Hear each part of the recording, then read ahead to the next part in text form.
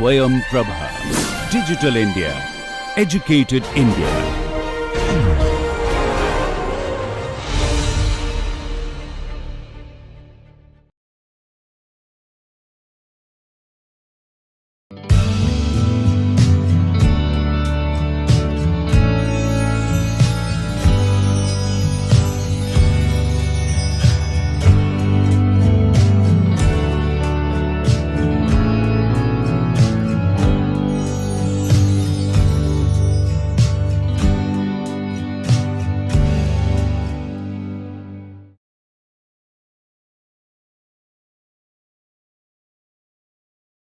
Dear learners, greetings from IIT Guwahati.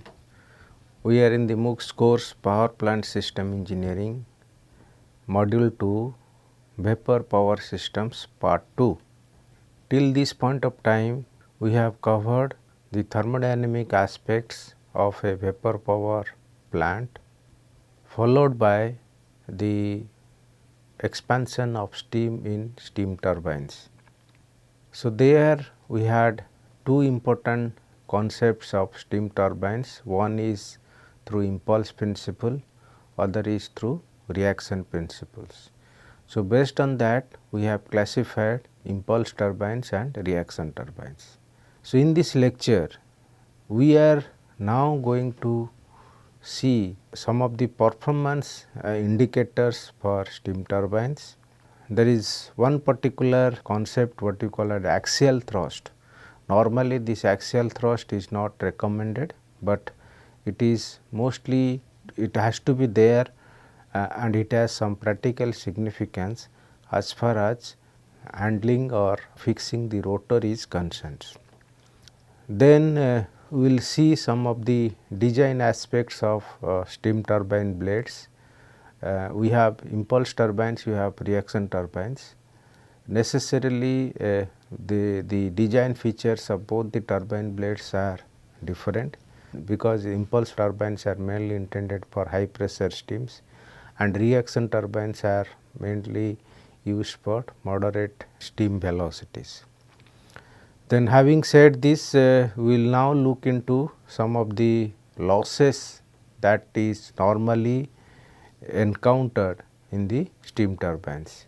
Although these losses needs to be minimized or losses cannot be completely ignored.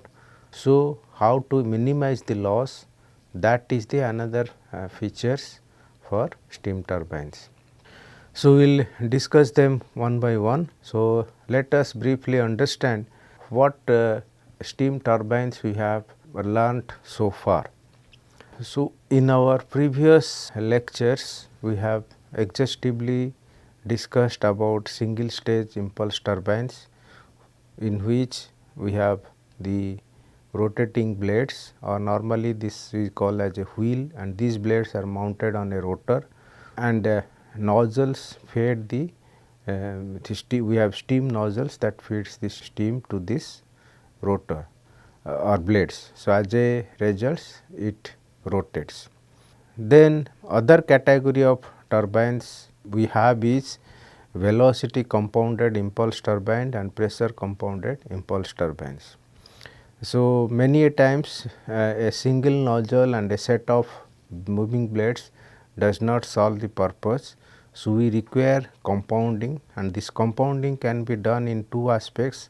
Either we can incorporate multiple nozzles for each set of moving blades, and such a turbines is called as a pressure compounded turbines or rative turbine. So, here the advantage is that since each nozzle supply the same pressure steam, that means each moving blades are supplied with their individual nozzles. So, this is something like that multi-stage impulse turbine. Another way of looking at the compounding is the velocity compounding, which means that single nozzle supplies the steam to this set of moving blades, and the exit from the moving blades are again reoriented to another set of moving blades through a passage normally called as stationary blades, or many times you also call this as a guide vanes. So, through this process we can draw these pressure and velocity characteristics along this length or along the passage through which the fluid moves. And the last turbine that we discussed is the reaction turbines, and this reaction turbines is we call as a Parsons turbines, where the pressure drop of the fluid has happened in stages, and in the initial category the pressure drop is higher, and towards the later part the slope of this pressure curve is different, is less. So, each of these turbines have a different advantage and disadvantage, but however, these main common features for all kind of steam turbines is to find their performance indicator. So, this performance indicator for impulse turbines, which is normally referred as a D level turbines, we have derived the expressions how much work is being done per unit time. We have also calculated the kinetic energy of the jet that is impinged from this nozzle. So, this is Vs1, and then we can find out the diagram or blade efficiency, and for the single stage turbine we also derived the expressions that for a given velocity and angle theta at which the jet impinges, there is a particular speed that blade must operate, that is optimum blade speed, and normally all the turbines operate at their optimum speed, because we get the maximum work, and then we can find out the blade efficiency. Another important feature is that if when we have from the inlet to outlet, if you draw these velocity triangles, there may be possibilities that the relative velocities are not equal. So, in that case we define a parameter velocity coefficient. In fact, this is nothing but the loss that is encountered when the fluid flows through this passage. Then from each one stage, whatever work we derived, and if you divide with respect to the total enthalpy drop, then we will find out the stage efficiency. And in similar philosophy, when you say reaction turbines, we specifically referred one particular turbines, which is a known as Parsons turbine, and it, since complete reaction mode of operating turbine is impossible, so we say this Parsons turbines is 50% reaction turbines, which essentially means to us is that 50% enthalpy drop takes place in the fixed blade and rest 50% drop takes place in the moving blades. So, in a sense that if you one the basic difference is that we do not have a nozzles, rather these fixed blades or we call as guide vanes act as a or serves as a nozzle actions for the fluid which is being directed to the moving blade. So, with this philosophy, this we can have a full stream admission around the rotor periphery, and of course, these blades are curved in opposite directions, so that the fluid passage can be aligned in a particular directions. As you can see that the way we are tracing this path, then we can see that it goes along this fixed and moving blade passage, and the stream that enters from the set of fixed blade and that stream that leaves from the moving blade. So, accordingly the pressure drop takes place and absolute velocity change that happens in each of the blades. So, here also in same sense we can find out what is the rate of work or power, then we can find out optimum blade speeds. We also have a blade speed ratio, then we can get also maximum work. So, similar numbers also can be defined. Since we have in a reaction turbines we have moving blades as well as fixed blades. So, we define the efficiency in two parts, one is fixed blade efficiency, other is the moving blade efficiency. Here we can see that in a moving blade efficiency, it is nothing but the work that is being developed to the energy which is associated with kinetic energy of the jet plus the enthalpy drop in the moving blades. In same sense also we can calculate the nozzle efficiency, then we also can get the stage efficiency.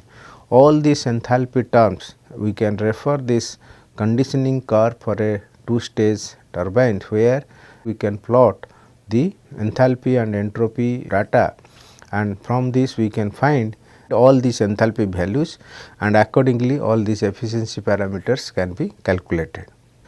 One more important factor normally we have not referred so far is the reheat factor. So, I also mentioned that in my previous lectures that if you recall this conditioning curve or normally this Mollier diagrams as shown in the figure, we have seen that when you go along these constant pressure lines, these constant pressure lines diverge, and diverge as and when if you are going for higher enthalpy. So, that means we can get a since they diverge, we take the advantage of higher enthalpy drops at higher pressure stages.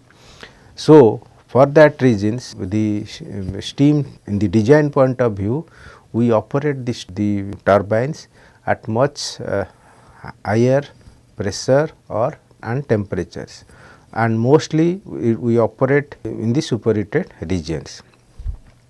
So, for that reasons we since we take this advantage of divergence in the pressures at higher stages, we can find a ratio of the individual enthalpy drops to the enthalpy drop of the turbine section or for the entire stage, and that is referred as the reheat factor.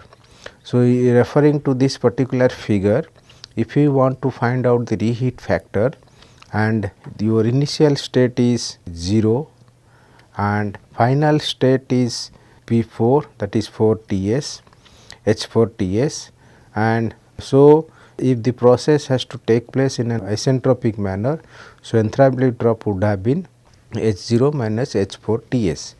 Now, when we are going in stages, so one fixed plate and moving plate gives one stage, another set fixed plate and moving plate gives another stage. So, for each stage we can find out the what is the isentropic enthalpy drops. So, if you keep on calculating them, then we will find out the reheat factor. So, it will be plus, so H2 minus H4 SS. So, this numerator and denominator ratio will give you the reheat factor. So, in the first stage of moving blades it is H0 minus H2 SS, and in the second set it is H2 minus H4 SS. So, this total enthalpy drop that happens in each stage which gets added, and it is divided by, had this process been isentropic, what would have been the enthalpy drop, that is H0 minus H4 Ts. Then we will move on to next important concept is axial thrust. So, normally what we say in our analysis is that if you refer a simple velocity diagram of a single stage impulse turbine, we see that we have a blade velocity Vb, and this blade velocity is achieved when your steam jet impinges the blade at an angle theta and leaves at some velocity leaves at an angle delta with Vs2. So, as a result we have Vb, and this Vb velocity is nothing but the total wheel velocities, which is nothing but the combination of inlet and outlet velocity triangles. So, there are two parts, one is wheel velocity, that is Vw, and other is axial velocity, that is Va, and this Va comes when if Va direction is almost perpendicular to Vw, but only difference is that if if your relative velocities are not equal, that is Vr1 and Vr2, then this axial velocity will come into pictures. So, this part we will discuss while solving the problem how that axial component arises. But however, in a pure impulse turbine blades there is no axial thrust. So, that means there is due to this axial thrust there is no resulting work. So, entire work that comes by virtue of this wheel velocity Vw. In a similar sense also for reaction turbines, the blades are designed in such a way, that means this blade passage are fixed and moving blades are designed in such a way that the fluid always passes through this sequence of fixed and moving blades in a organized manner. As a result, we try to ensure that there is no axial thrust due to change in the momentum of the fluid stream. But however, what happens since the reaction turbines are operated at different pressure stages, but due to these things we have some axial thrust component that arises in the low pressure stages. Another important point is that when you think about, because these moving blades are kept in the rotor, and to keep this rotor in a running conditions, we also require some kind of balancing force. So, for that reason, in some sense axial thrust value should be as minimal as possible depending on the requirement or the design of the turbo machine components. Then we will try to see some design aspects of steam turbine blades. So, till this point of time we have been talking about the shape of the blades and we all have been talking about these velocity triangles. So, one of the critical features that we have this is that we have the angle theta, we have this angle delta which is relates the stream velocity at the inlet and exit of the blade. We also have relative velocities and at the inlet and exit of the streams, and we have also important angles, that is phi and gamma, and all these angles has to be synchronized in such a way that we require a fixed blade velocity Vb, and to achieve this fixed blade velocity, and we also have to minimize this axial thrust, and the angles are designed in such a way that we have highest velocity coefficients. At the same time we have fixed blade velocity, and to do that these angles are adjusted. For example, if you look at one particular reaction turbine in one set, suppose if you say like this particular velocity triangle which is drawn here, that means the stream velocity Vs1 when it impinging the blade at an angle theta. So, we have for this theta we already have some fixed delta and this gamma, and here also we have this delta and gamma. But if you look at these things now, this in this particular case what we see here, that is for this Vs1, Vr1 and Vb, this Vr2 can take this angle, can have this line or can have this line or can have this line. So, there are possible, that means with different phi the relative velocity at the exit velocity triangle can be controlled. So, this is one aspect. Second aspect is that now across this blade we may have different velocities, that means if you take along the mean line of the blade, or if you take at the tip of the blade, if you take at the base of the blade. So, tip stands for here and base stands for here. So, if you say tip of the blade, we may have velocity which comes as a dotted line like this, and when you say base of the blades, we may have land of dash dot thing blades. So, in other words, what we see is here, whatever velocity triangles we have drawn so far, that is drawn for mean blade speed, but however in reality the blade speed varies from the tip to the base, and because of these reasons we have issues like partial admission of the fluid, and diameter is also not constant because the diameter varies from the base to tip. So, because of this reason we require the need of the blade designs, and this velocity diagram has to be drawn with respect to optimum conditions. So, considering these aspects, what we all need to do is that we have to design our blades. and then the shape of the blade has to change from tip to the base. And this, when you put these diagrams in the reality, then what the configuration that generates is known as twisted blade or warped blade or vortex blades, because the blade velocity varies from tip to base, and for our analysis we always take this mean value which assumes some angle phi, and based on this all the designs, all the thermodynamic calculations are made. Then we will move on to next important topic, which is losses in the turbines. The arrangement of a particular turbine to suit a specific purpose requires many considerations, and that some important consideration that includes the losses. Sometimes losses are inevitable, but at the same time we as a designer we must ensure that losses are minimized.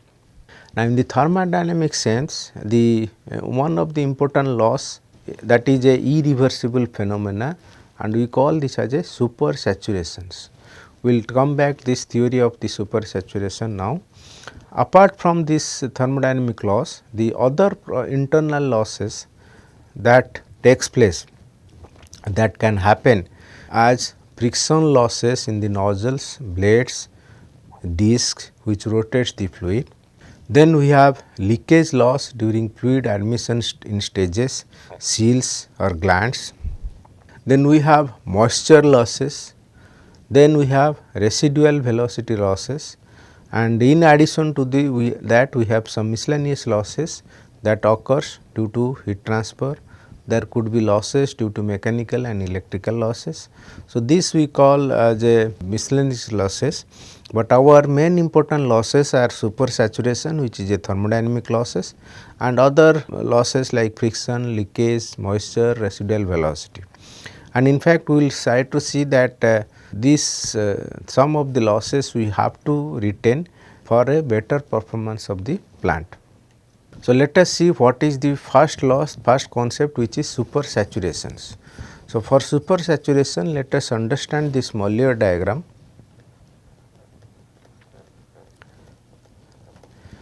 In which we have plotted two pressure lines, one is high pressure P1 and low pressure P2, and the steam is being expanded from this point, that is, let us say this is point 0, and to let us say, and it encounters many stages, and let us say it is finally 4S and 4. But what happens during these stages? During this expansion process, the fluid encounters various enthalpies, and if you on these things, if you superimpose the saturated vapor lines, you can see that 0 4S is the enthalpy isentropic drop, and 0 to 4 is the actual drop, and during this passage the fluid comes some intermediate stage.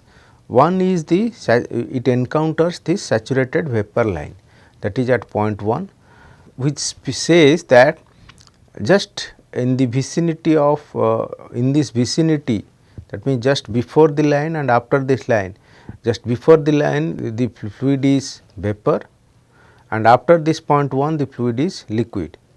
So, ideally this is what the thermodynamic analysis says, but in reality it does not happen.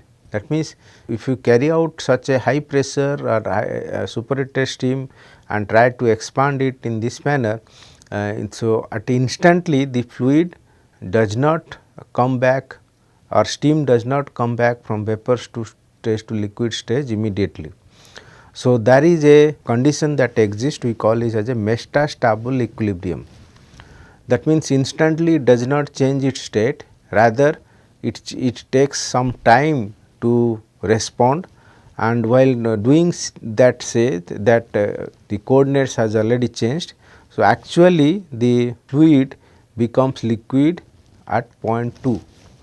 So, instead of in the vicinity of point 1, it now becomes liquid at point 2. So, essentially what does this mean for us?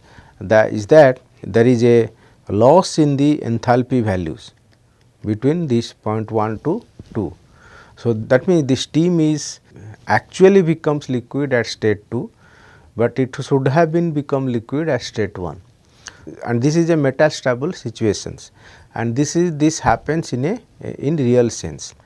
So, likewise we can draw different pressure lines, we can create a band which is called as a Wilson line.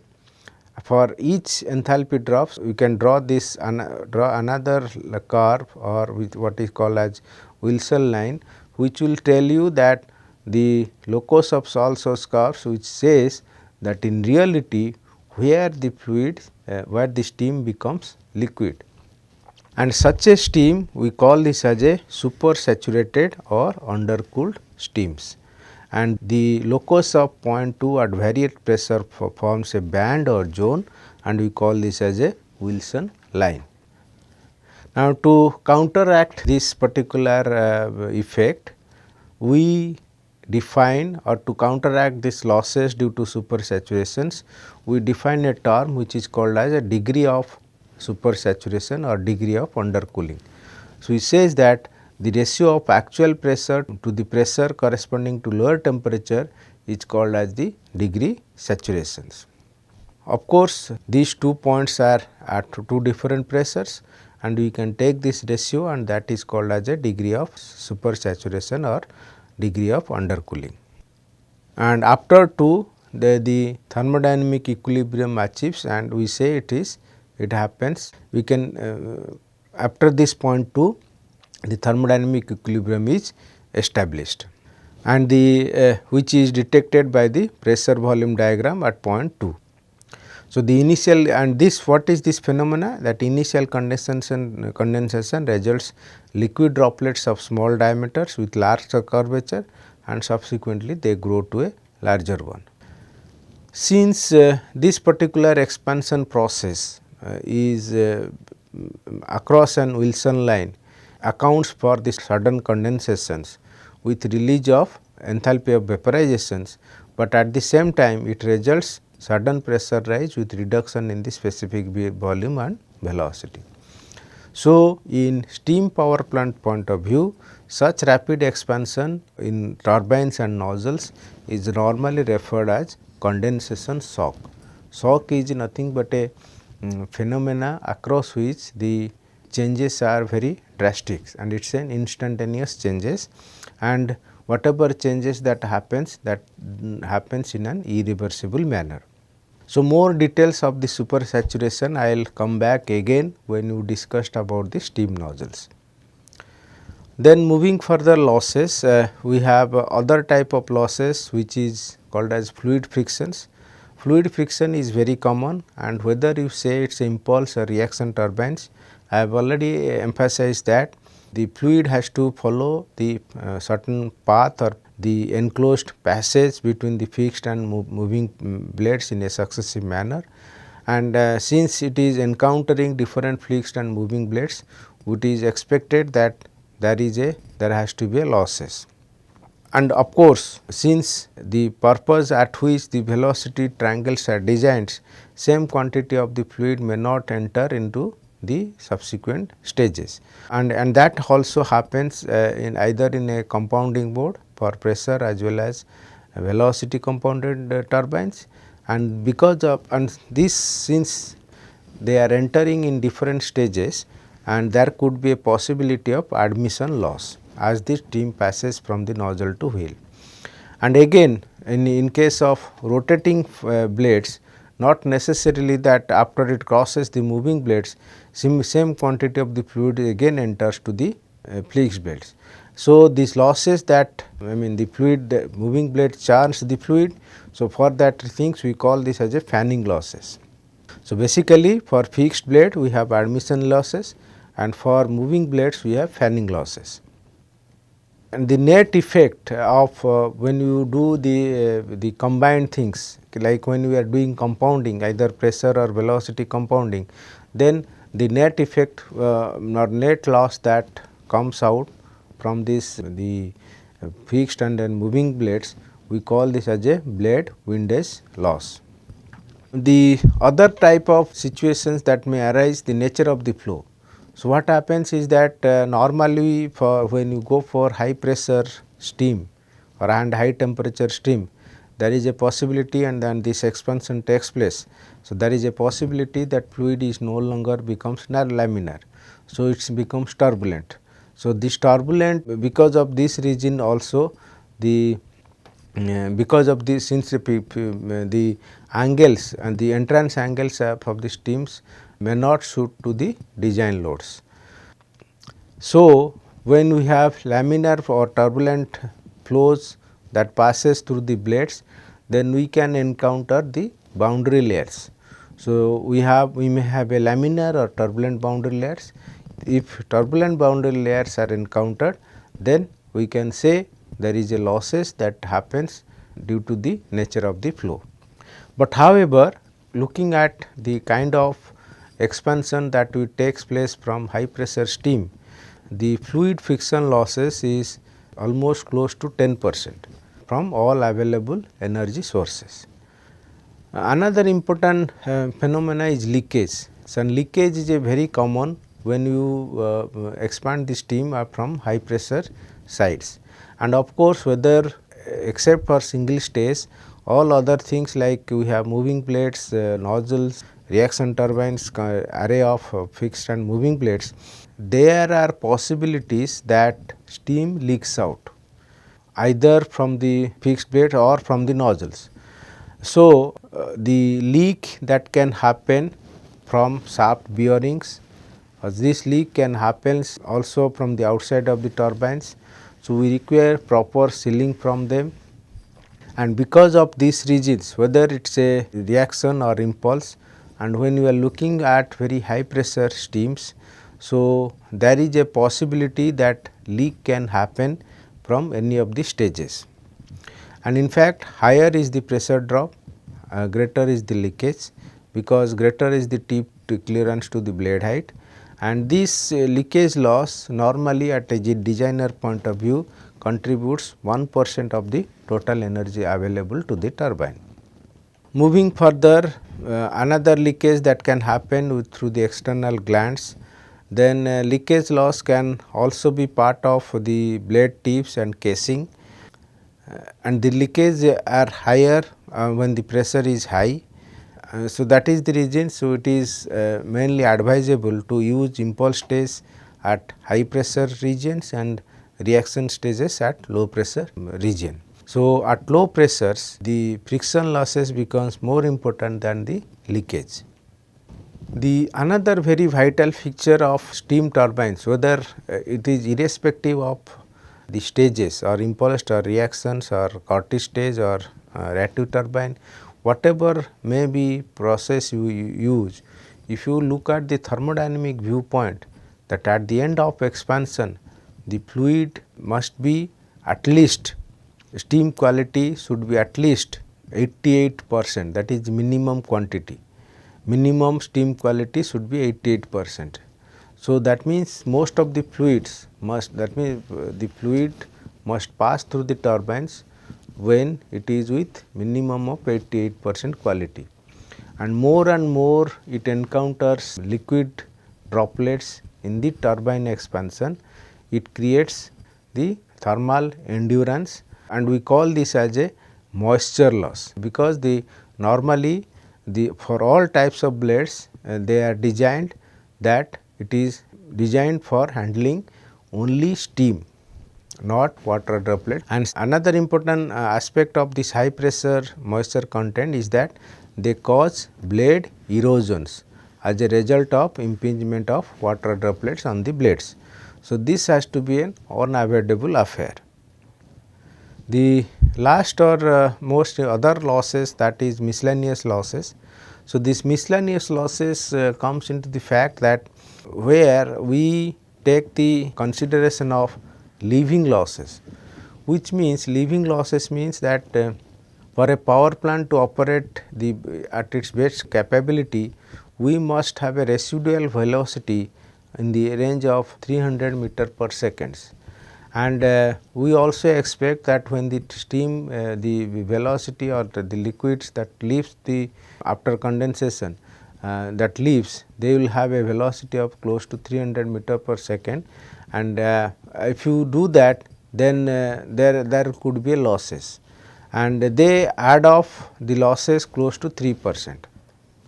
So, too low velocity also can lead to inappropriate design of the blades, and too high velocity is also not advisable, because we can encounter many reaction stages.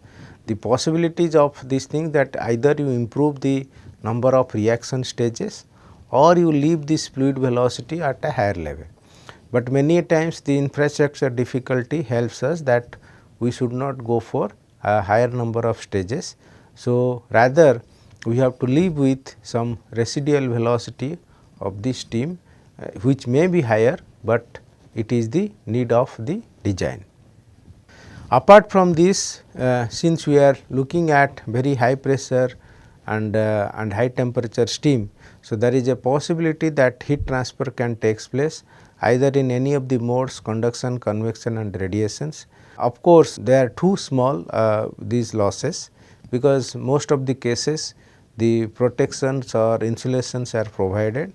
Next and last one is like not with respect to power point of the steam point of view, rather with respect to how you are extracting the power from the turbines. So, either in a electrical way or in mechanical way.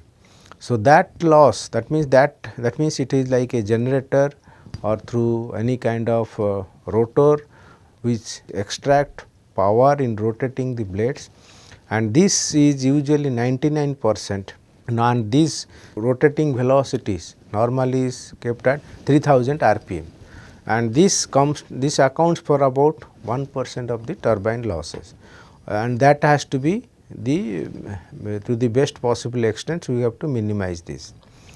Okay. So, these are the losses that we have see in the steam turbines.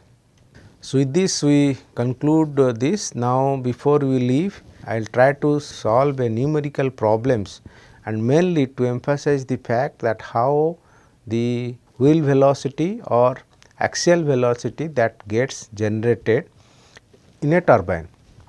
So far, we have not accounted for any kind of axial velocity while solving the previous problems. Here, we will try to emphasize the concept of the wheel velocity and axial velocity, and how that propagates for transformation of thrust and power.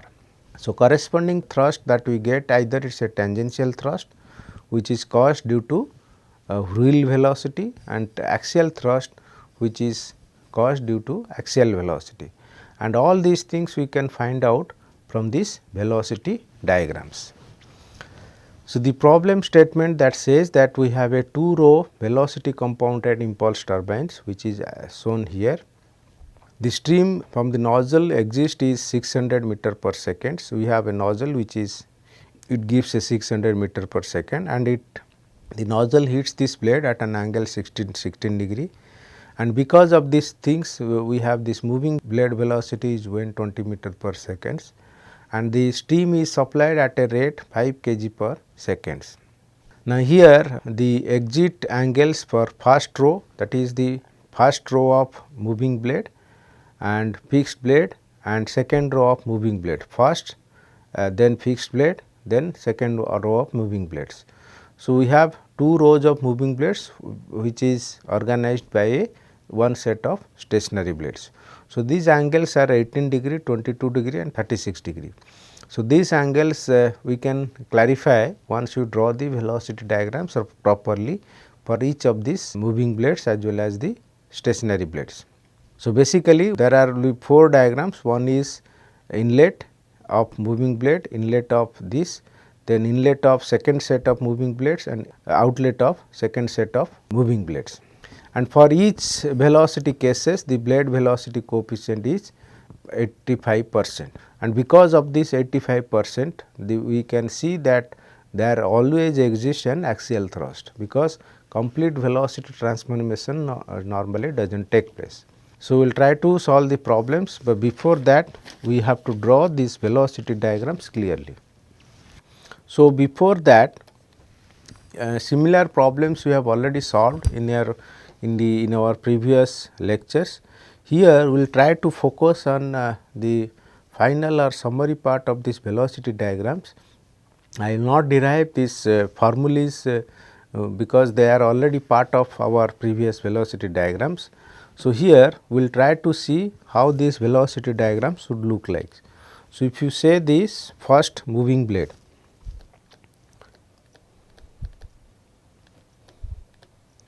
so when you see this first set of moving blades, what we see, we have Vb. For this velocity Vb, this is comes corresponding stream velocity is Vs1, Vb, Vs1, and this angle we say as theta, and this angle we say as phi, Vr1, and you drop a vertical. Then for this outlet we have this Vr2, Vr2, Vs2, and we can drop a vertical here, you can draw it here, and let us see what is this wheel. But after drawing this velocity diagrams, you name this as A, B, C. This naming was done in same manner as we did in our previous problem. Then here we have P, we have R. So, talking about the angle, this is theta and phi, and this angle is delta,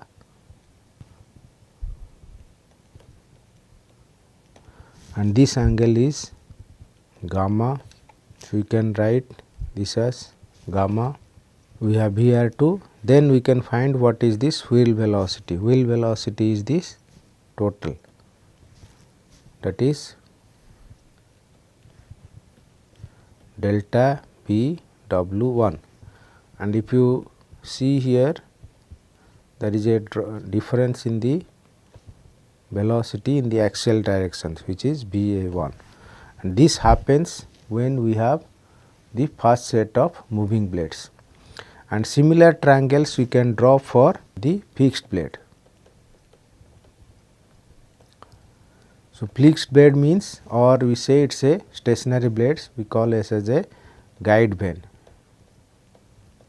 Now, here also for same velocity Vb, we have Vs3, because S2 we have Vs3 enters. This is angle theta.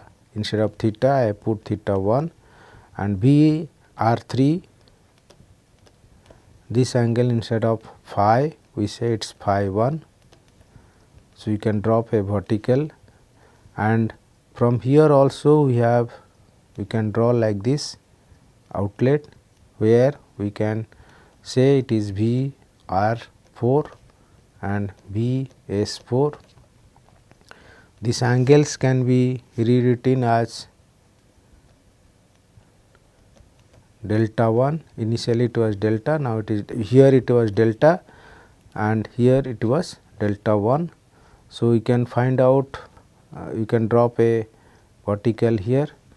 So, the velocity triangles can be named as A1, B1, C1, D1, P1 and R1. So, then we have this delta, we can find out that this angle is 180 minus delta, this is 180 minus delta. So, here also we have this net wheel velocity is delta Bw, which is the net effect of velocity in the tangential direction, which gives the thrust or blade velocity. And the net axial velocity we can find out this difference, that is Va2. So, total or delta Va1 and delta Va2. So, we have all the angles, of course, which is left out is this is gamma 1, this is gamma 1. Okay. So, having said this, we can recall our previous analysis and try to frame these formulas for moving blades and the fixed blades. So, I am writing them as tan phi, that is equal to Bs1 sin theta divided by Bs1 cos theta minus Bb. Then we have Br1 sin phi is equal to Bs1 sin theta. Okay. Now, for this outlet velocity triangle, we say tan delta is equal to Br2 sin gamma divided by Bb minus Br2 cos gamma. Here it was stream velocity, here it is relative velocity. And then for the fixed blade, similar relationship we can say tan phi 1 is equal to Bs3 sin theta 1 divided by Bs3, because for this fixed blade the inlet triangle is Vs3 and outlet triangle is 4. So, Vs3 cos theta 1 minus Vb. Similarly, we say Br3 sin phi 1 is equal to Bs3 sin theta 1. Okay. So, all these things are given. Now, let us understand what are the data given. So, the data given are Bb is equal to 120 meter per second, Vs1 is equal to 600 meter per second, theta is 16 degree. Then for the fixed blade, theta 1 is 22 degree, gamma 1 is 36 degree and gamma is 18 degree, and for all this case we say coefficient Kv is equal to 0.85.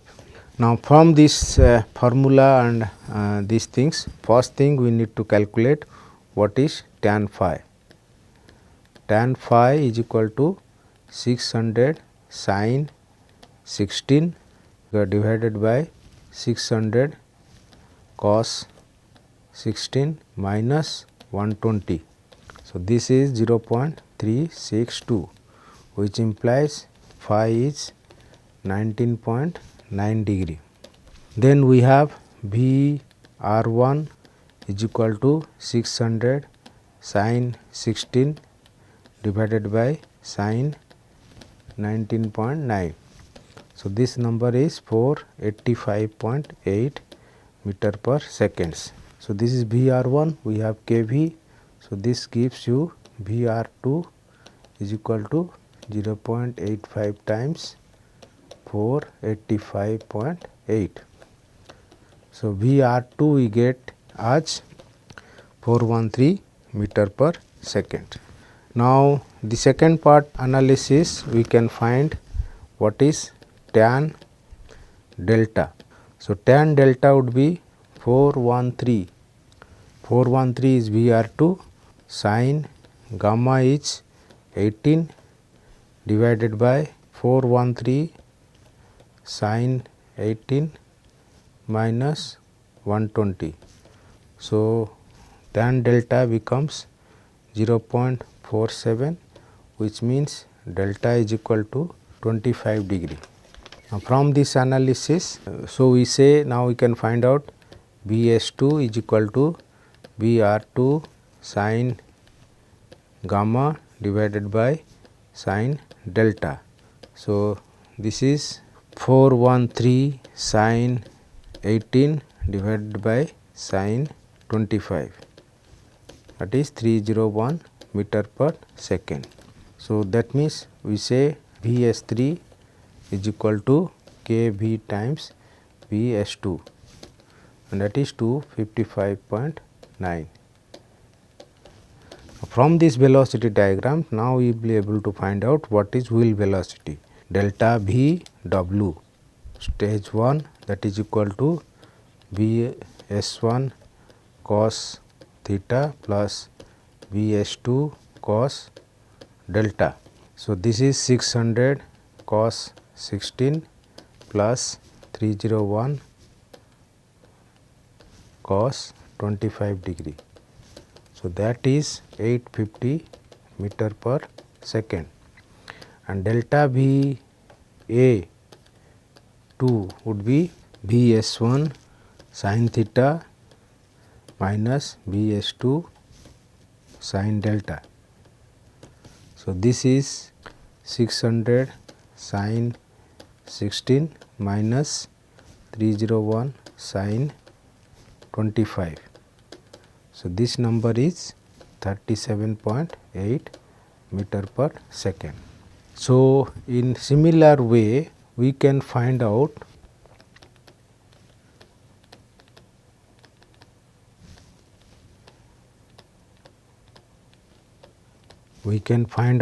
what is tan phi 1,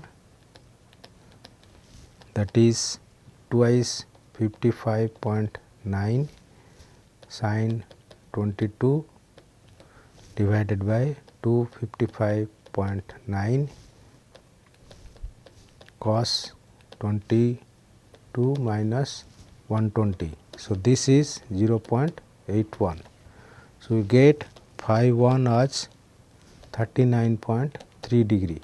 So, once you know the phi 1, then we have VR3 as VS3 sin theta 1 divided by sin phi 1.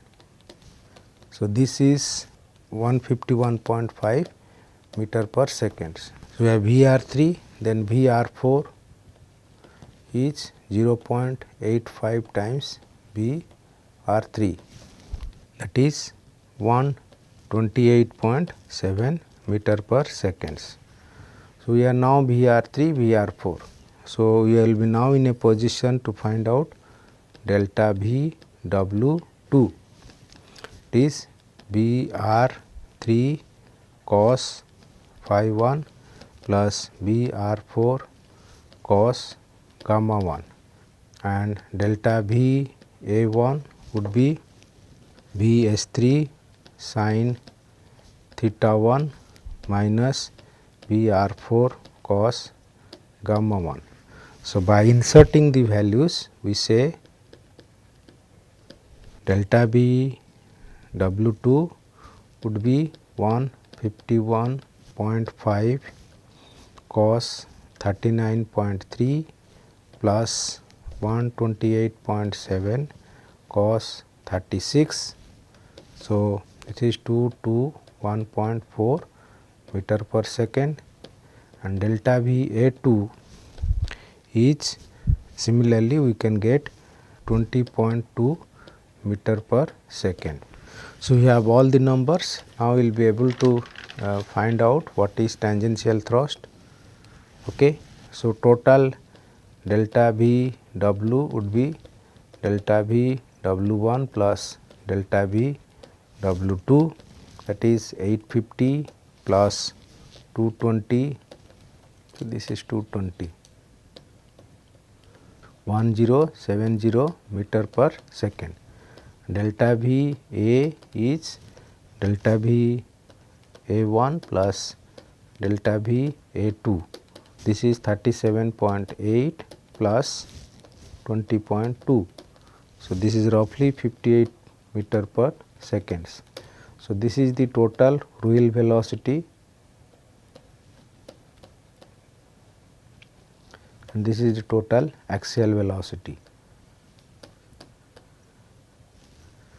Then let us see tangential thrust A Pt, that is equal to m times delta V W.